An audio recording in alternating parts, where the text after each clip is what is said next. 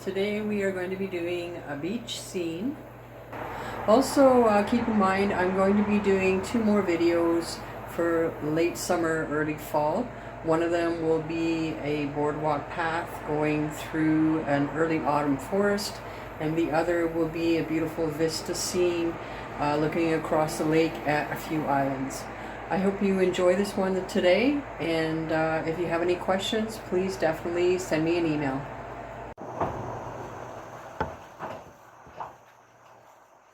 So as we have done with other videos in this series, we usually start with a charcoal pencil to do our sketching. If you prefer, you can use paint to do your sketch. If you're going to do that, I would say just do your umber, your brown umber, and just kind of sketch very lightly where you're going to put everything. So what I usually do is I take a look, see where the horizon line is. And in this particular image, the horizon line is almost center. When you're building a composition, you don't want things to be right in the center. It just makes things completely awkward. So what I'm going to do is either move it lower or higher. And I think in this case, I want to have more beach. So I'm going to put it higher. And I'm going to put it actually quite high.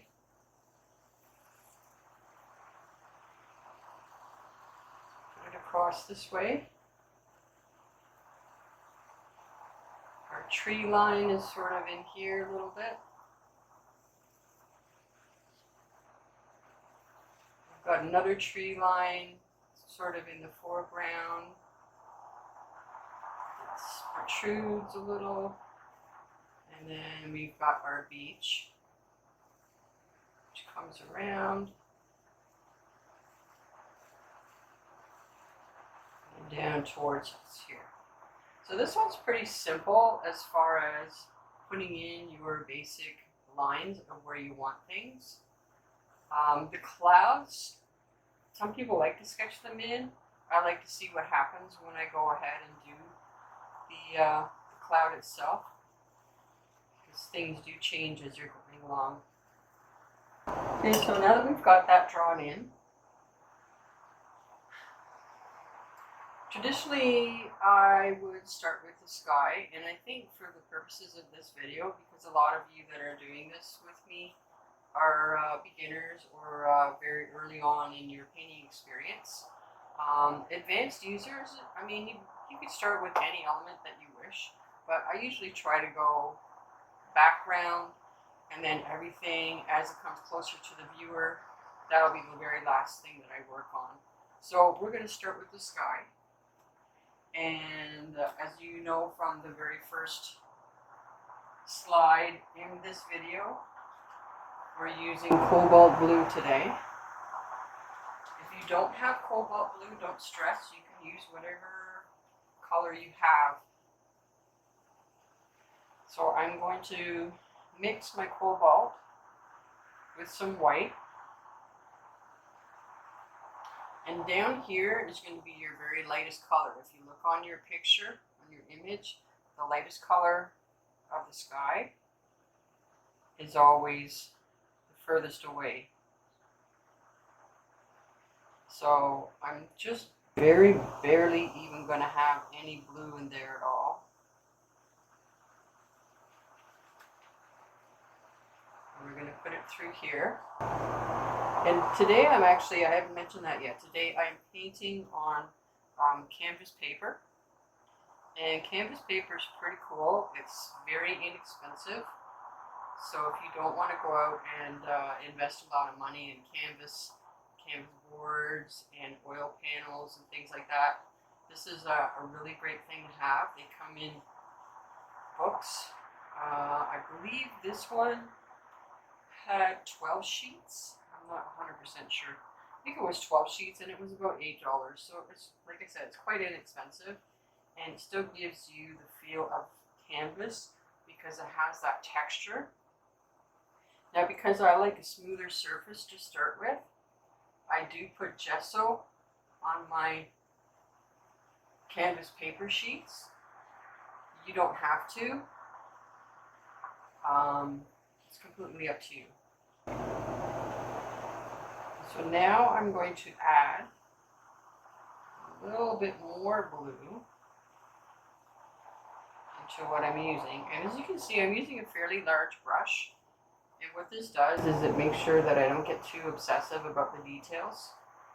And it gives me a little bit more of impressionistic sort of feel to the artwork, which is what I want. Small brushes come in at the end. So start with a large brush when you're doing the large areas. And then towards the end, your brush gets smaller and smaller as you start working on details.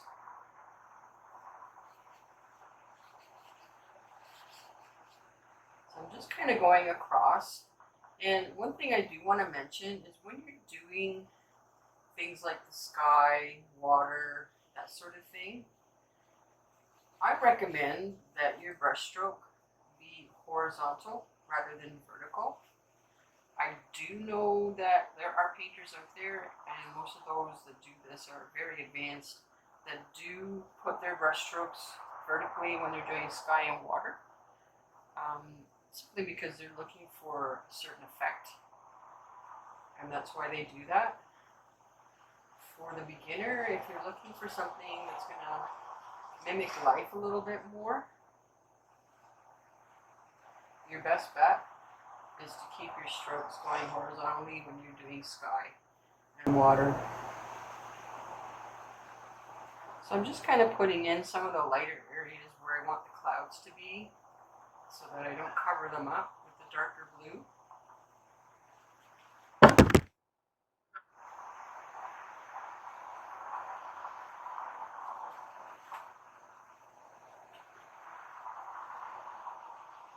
Again, the image that you have is what we call a reference image. It doesn't mean that you need to match it exactly. Basically, all it does is give you something to work from. Because when you're working from life, in real life, if you're painting this outdoors, the light changes as you're painting. The advantage of having the image is that my light's not going to change in this image, but I'm the artist, and so if I decide I want to change how something looks from the way the image is, then that's completely my decision. So if you're not happy with the way the clouds look, you can certainly change that. When you're starting off, there's no reason why you can't experiment. And if you're using oil paints are great, because if you happen to do something and you're not happy with the way it turned out, just wait a few days for it to dry and you can cover right over top. And you'll never even know that there was anything underneath. Oil is fantastic for that.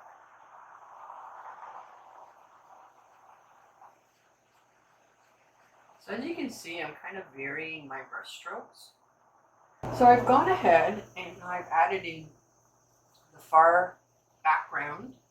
I've done it very, very lightly, this line of trees, just because at this point I haven't quite decided if I want to keep it super dark the way you see in your image, or if I want to make it lighter.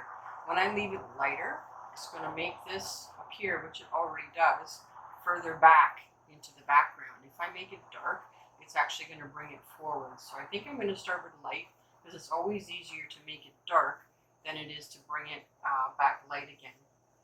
I've also done over here some of the trees, and I've done them slightly darker just so I can see the difference between the two.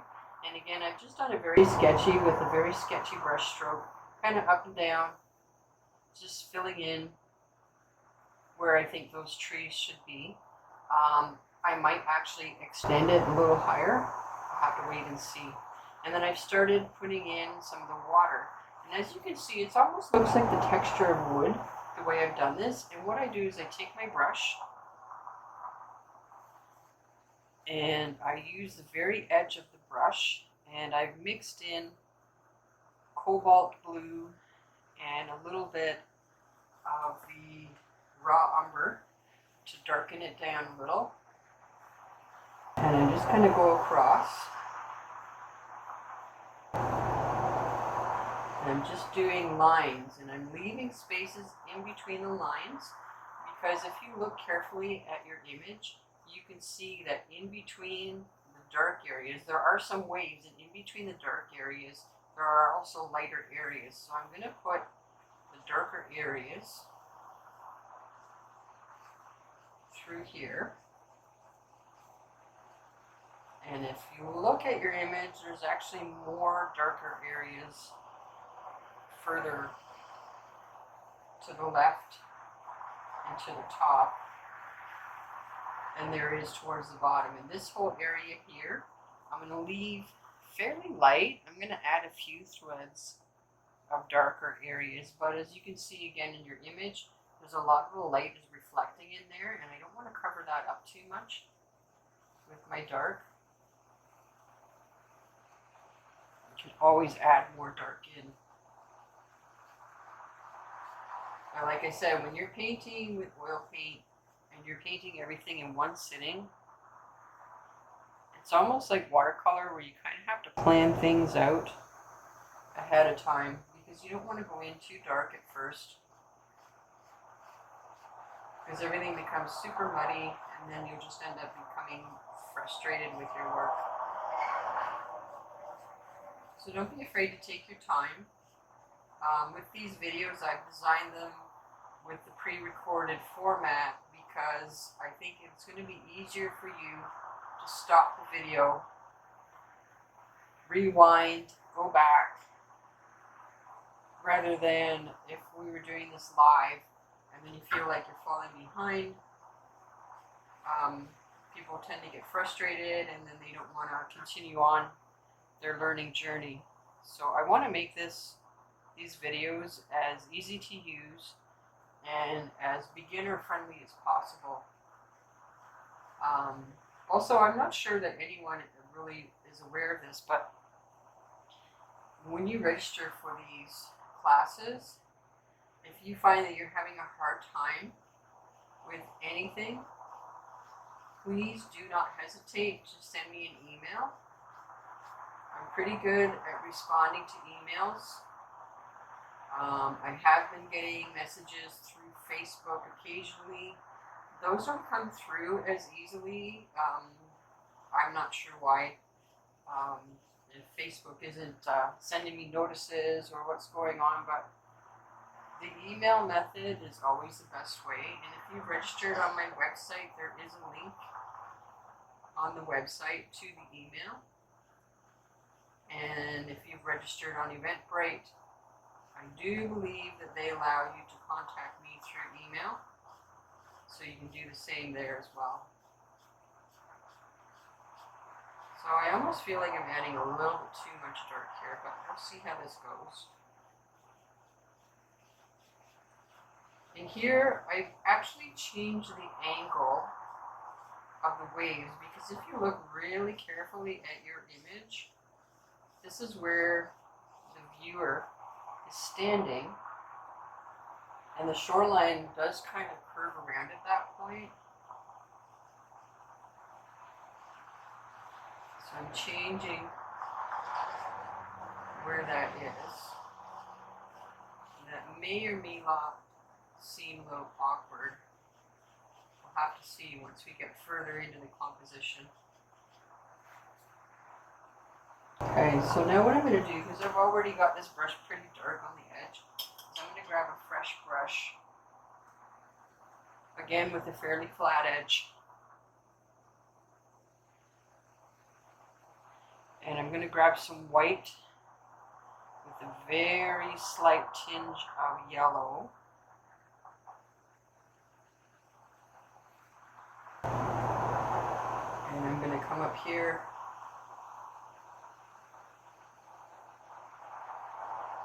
I'm going to pull that through in the areas that I left empty.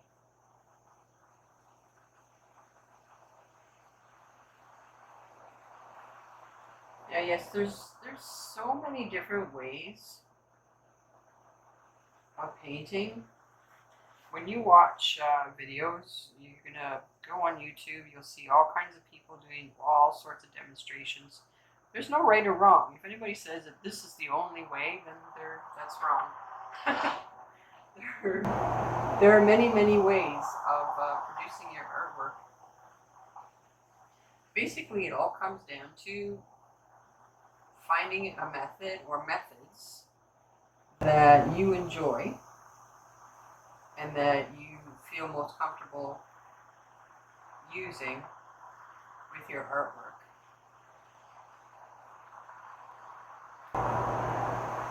When I create my own artwork, I am constantly trying new methods, new materials, new ways of looking at things, holding my brush differently.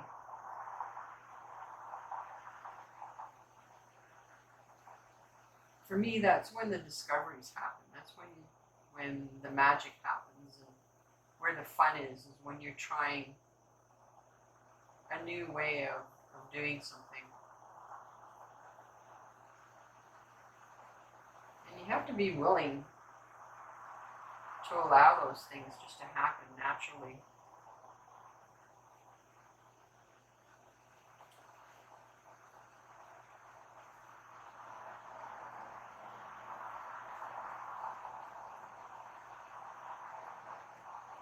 Creating art and being an artist is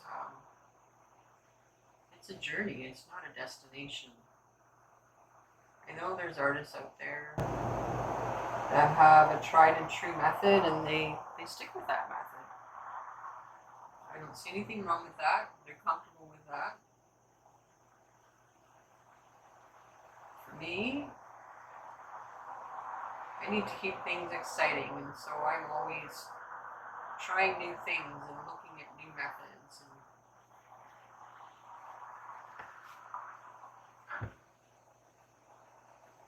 trying new materials.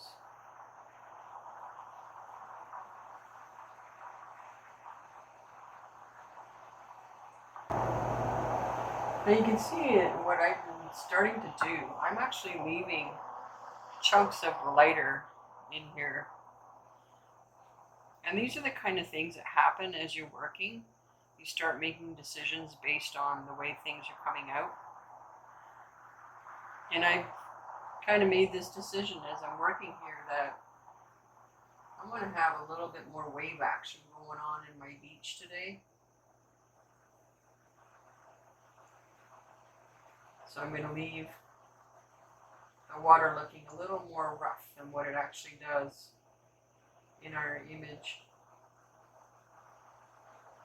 You want to stick with the calm water, you can certainly do that.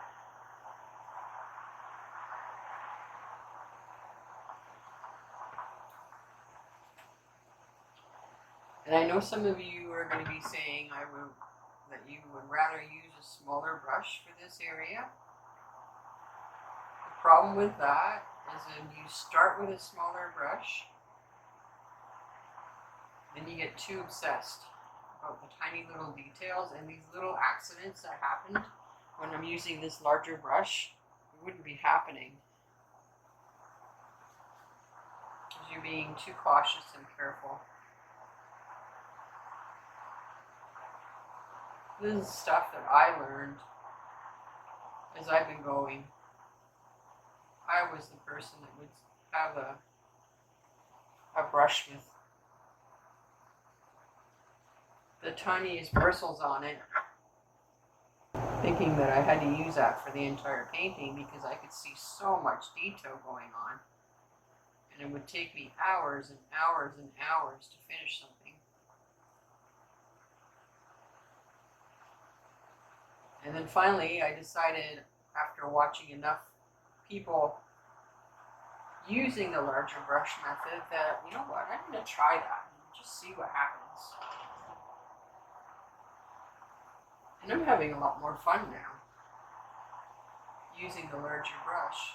I'm not so obsessed with these tiny little details because you know what happens is, as you can see as I'm painting along here, these tiny little details are just happening. naturally occurring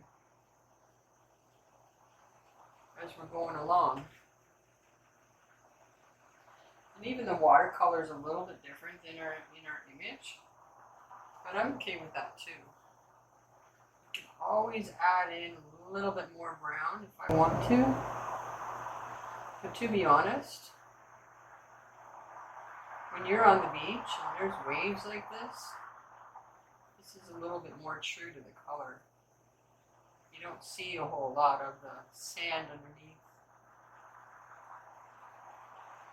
And you can see how I'm keeping it sketchy at the shoreline. That's basically because the water, the line of the water and the sand is not a perfect line. You look at your image, there's little bits of water that ebb and flow with the sand.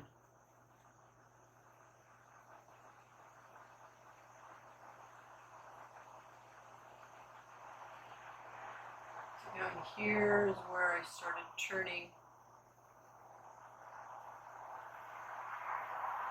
the brush. So all I'm using, as I said, is very yellowish, very pale yellowish white color. And I've used the cadmium yellow. Certainly if you do not have cadmium yellow, you can use whatever yellow it is that you have.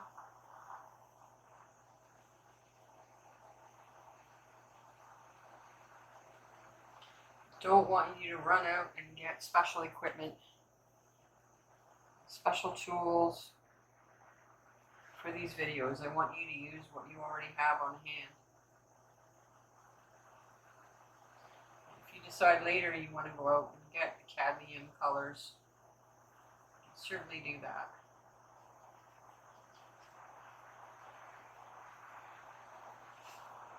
You know, art materials are not cheap. They're very expensive. So I always encourage people to use what you have.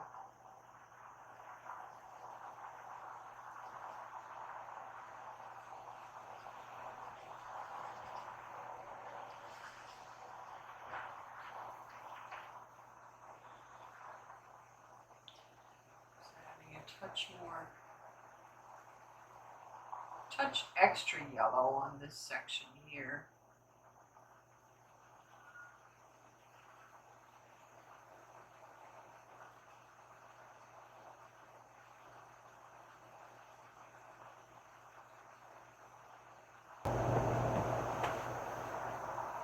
Okay, I'm pretty happy with that so far.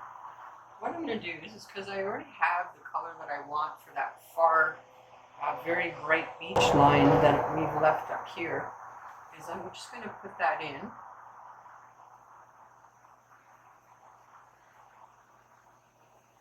And it's very, very bright back there because the sun is reflecting directly off of that beach line.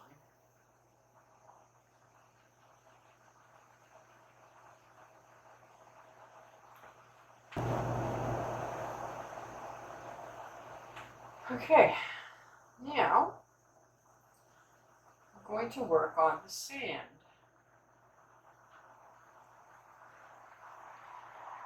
I'm going to go through, I'm going to extend my beach up a little bit more water, a little bit.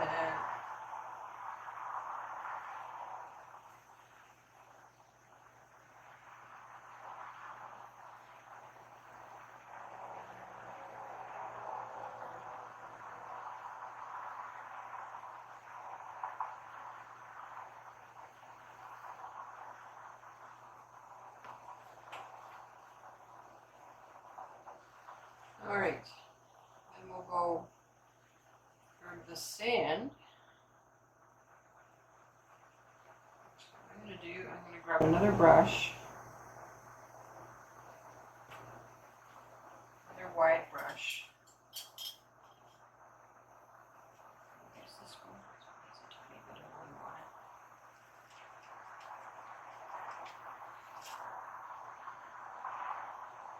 So to make our sand, we're going to take some white. We'll take some of our raw umber, a tiny little bit of our red.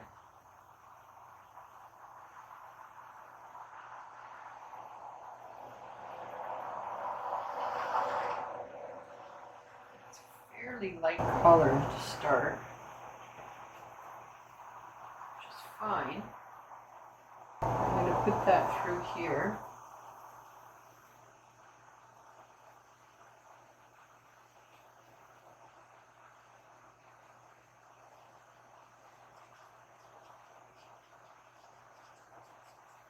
And again, I'm using a fairly large brush. We haven't gotten down to the part where we start to define more details. So try to keep your brushes larger. Again, I know it's so tempting to switch over.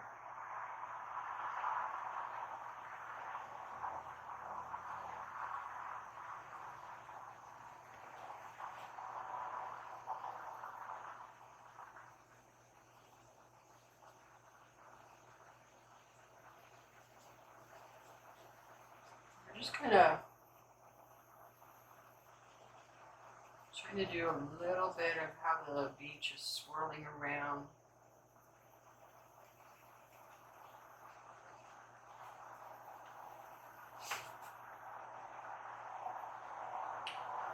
I'm going to add some white up here, make it lighter so it appears further away.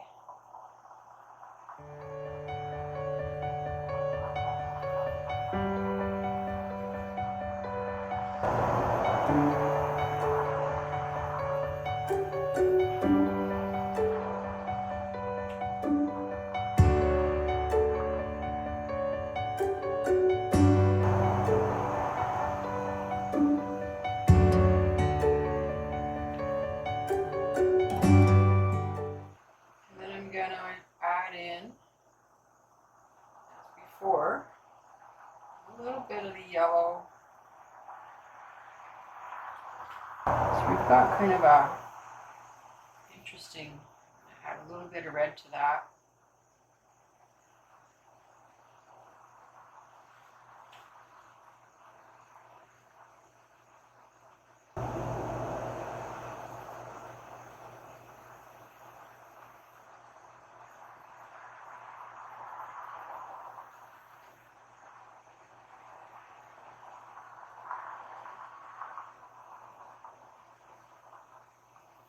Mix that through some of the areas that I left open.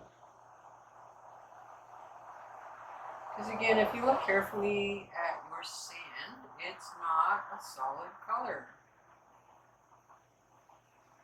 Although often our brains will go, oh, the sand is brown. Well, yes, but it's not a one shade brown. It's a mix of different shades, and there's different things bouncing off of it. And there's little bits of red going on and little bits of yellow.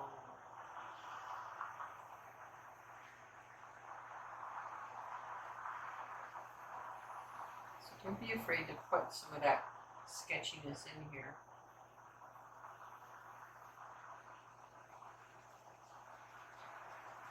This particular shade that I'm doing right now is almost like a brownish pink. You can see I've added some red to what we were using.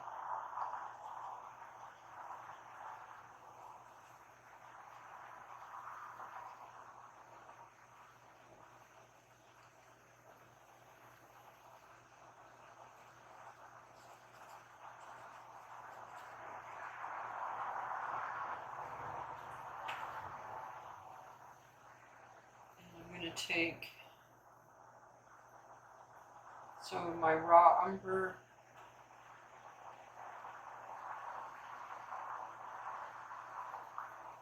a little bit darker areas through here.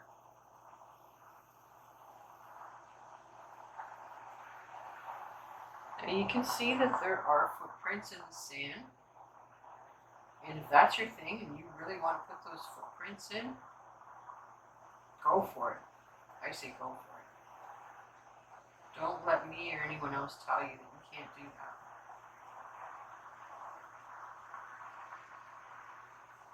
I'm going to have the suggestion of footprints, but I'm not going to actually put very distinguishable footprints in here.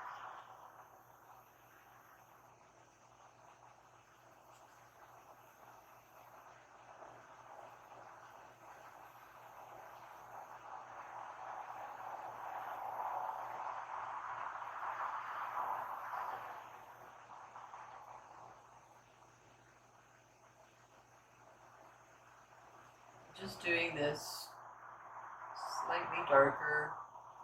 That's the shadow of the trees on the beach. No, we haven't finished off our trees yet, but it's okay. I'm putting a shadow in. We will finish off our trees.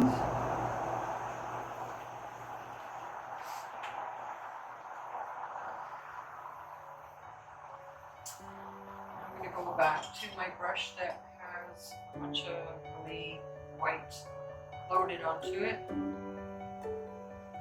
Grab that again.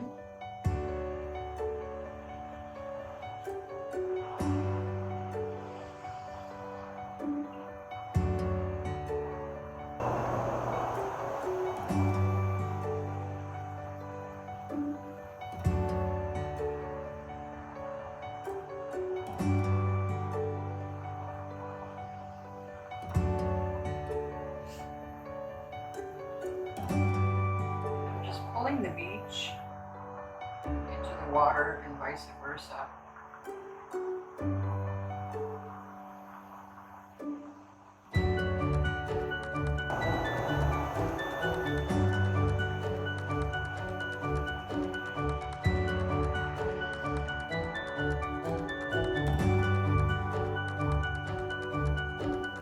Some lighter bits here.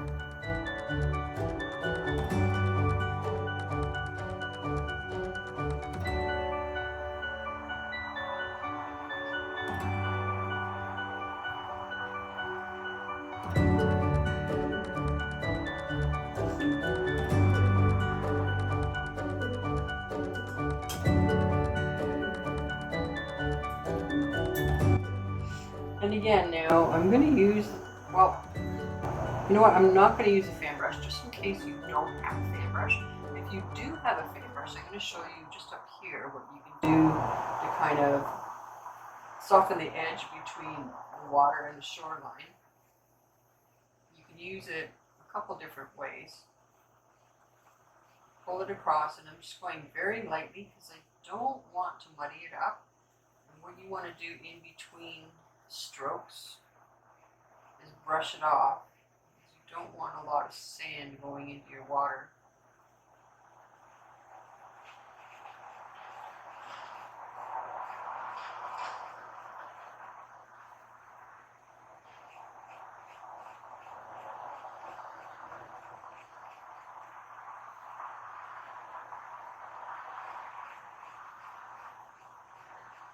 You can see how that's really softened what's going on back here. And it's pushed it a lot further into the background. Now, if you don't have a fan brush, you can also use any other smaller brush. And I would recommend that you find something that has a bit of a brush that a lot of artists would throw out, but I hold on to because this is perfect for blending. So you can use one of these, and you can,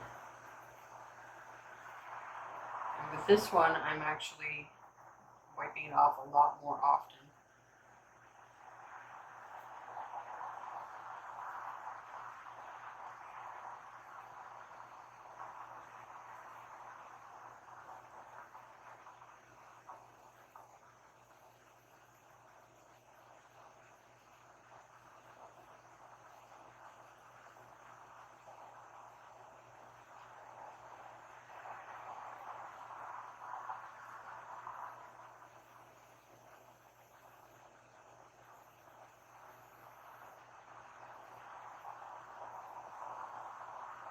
Just want to soften that little area where the sand and the water meet.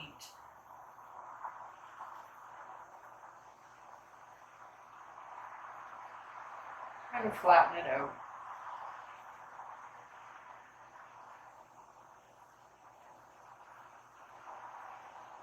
Down here, change the angle a little bit.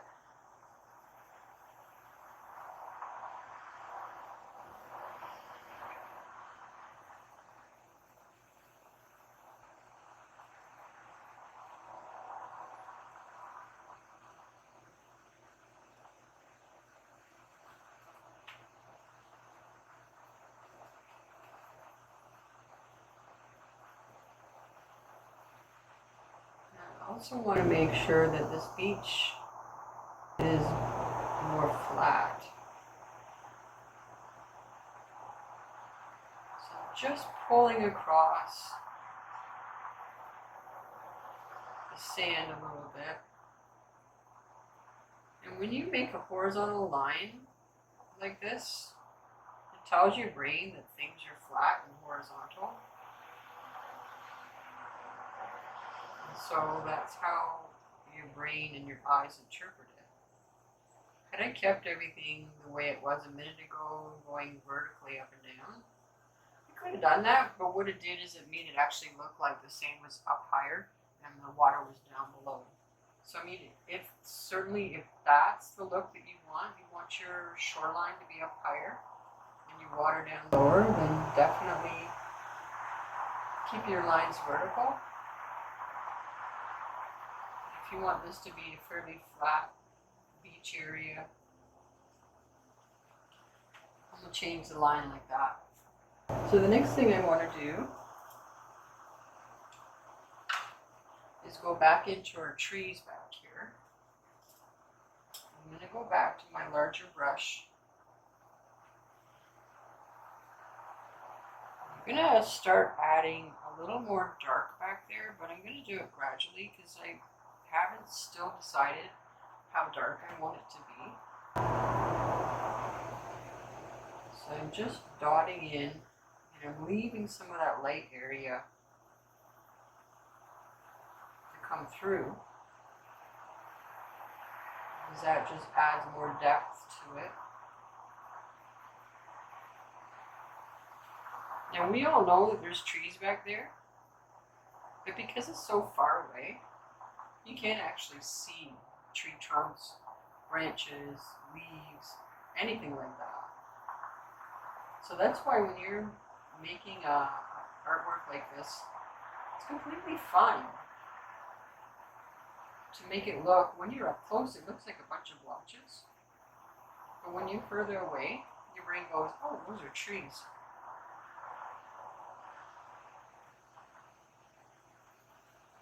And that's absolutely what happens.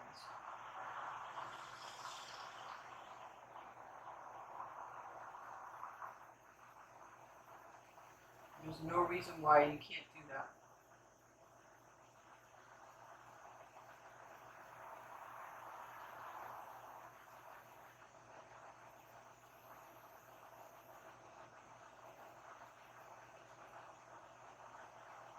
I'm going to make this come up a little bit more.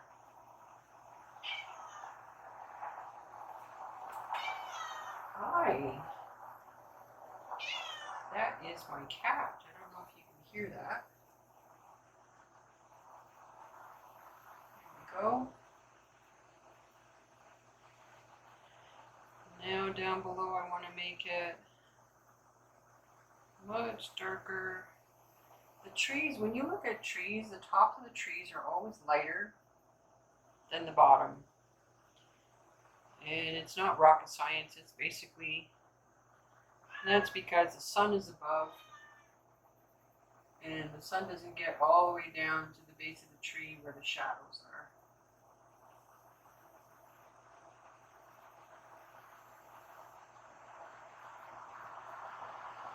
So your little tree line should always have a little bit darker down below than it is up above.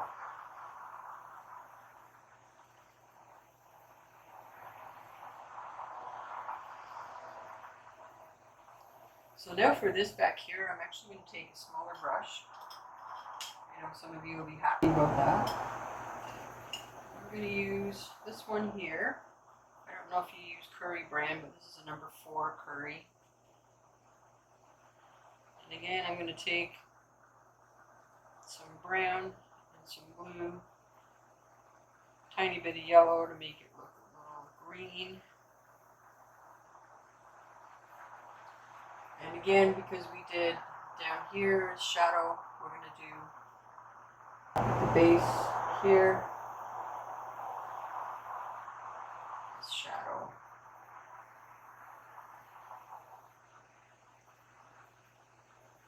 Just going to dot that in very lightly. And yeah, we're picking up some of the paint from our beach and some of the green that we already put in there. That's okay. Don't make your lines solid, straight, all the way across. Trees don't grow like that. Make it bumpy, up and down.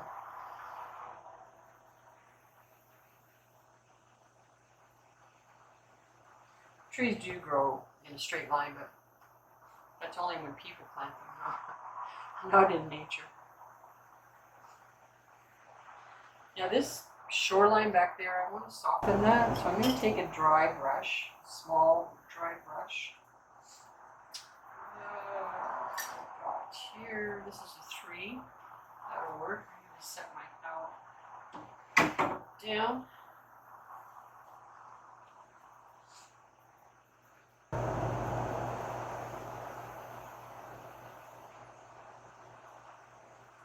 I just want to soften this. Don't want a really hard line for something that's in the background because it no longer appears far away. Unless you've got like eagle eyes, things further away are blurrier, fuzzy, hard to make out. That's just the normal way things are. So we're going to blur that line down.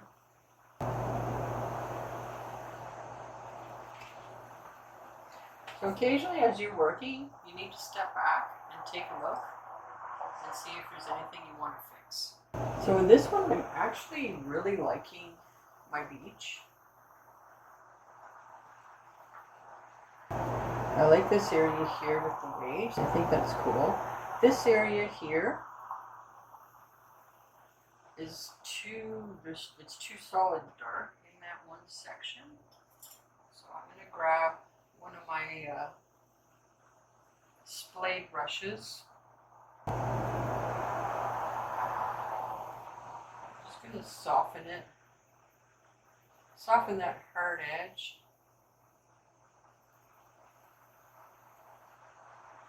I'm just going very, very, very, very lightly.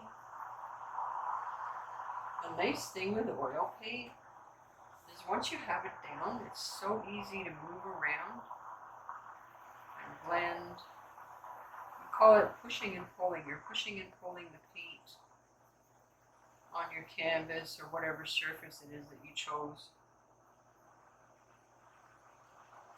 And it's actually a lot of fun. You don't need to use a lot of force when you're doing that. Yeah, see, I like that so much better already. Took away that super hard edge. I'm actually gonna extend it into here.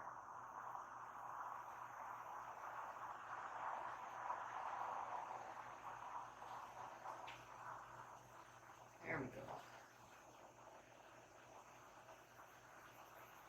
So I'm gonna keep blending back here because further away things get blurrier, so I want to make my water have a little bit more depth than what it has right now. I like the waves. Just want to soften them a little.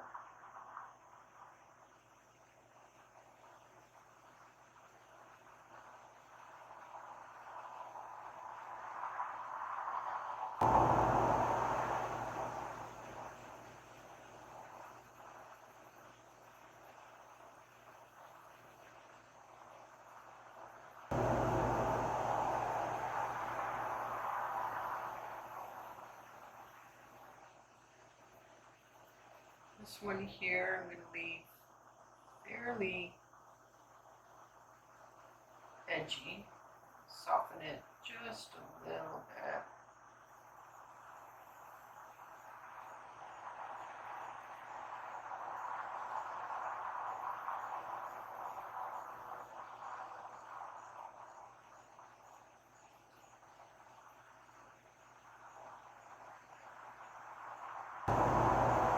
So you can see now how that actually pushed everything back here, pushed it further into the background because it blurred it out. Before, everything was very rough and edgy, and it made everything look like it was on a flat plane and it was all the same distance away. This stuff here is closer to me, so I can see more detail. When things are close, you can see the detail. And so I'm going to keep it with all that detail and the rough appearance. And anything that I want to have further back, I'm going to soften it down a lot. Even this tree line here is a little bit hard. Just going to go in and grab that edge and kind of pull it into the beach a little bit, soften it down.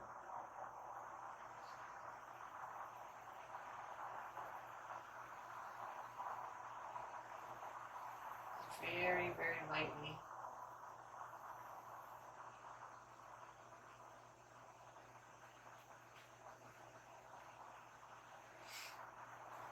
This back here, I find is too dark. So I'm just going to grab some pure white.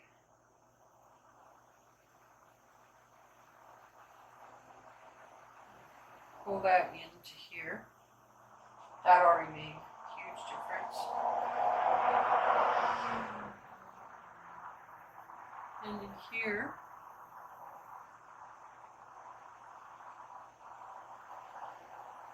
like I said, the image that we are working with, the beach, is very, very dark in that section. But I just didn't like the way it was making things look weird back here. Once you put it in paint. And that's the thing, like this image was taken with a digital camera. It wasn't taken with my phone, it was taken with a really nice Nikon digital camera. So that camera is usually pretty good, but it's still, because it is digital, it's still gonna change the colors slightly and the tones. There, I think that's much better. So the one thing that artists struggle with sometimes is knowing when to stop. I could play with this for another couple of hours and probably not really improve it much. So at this point, I'm just going to leave it as it is. I really like the very impressionistic look that it has. Gives it a really nice, gentle feel. The very last thing I'm going to do is take one of my smaller brushes and I'm going to sign it. It's very important when you're doing art. It doesn't matter what level you're at. If this is just something you like to do for fun, if you're just starting out, if you're a student, always sign your work. It doesn't matter what level. When you sign your work, that means that this is yours and this is something that you've done and you're proud of it.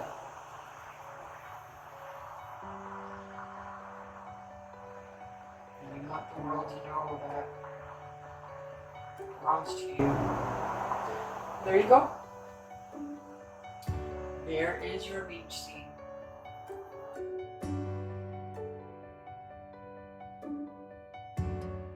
I hope you enjoyed this workshop. Again, if you have any questions, you can definitely send me an email and we can either hook up on Zoom and talk further, or we can do things by email.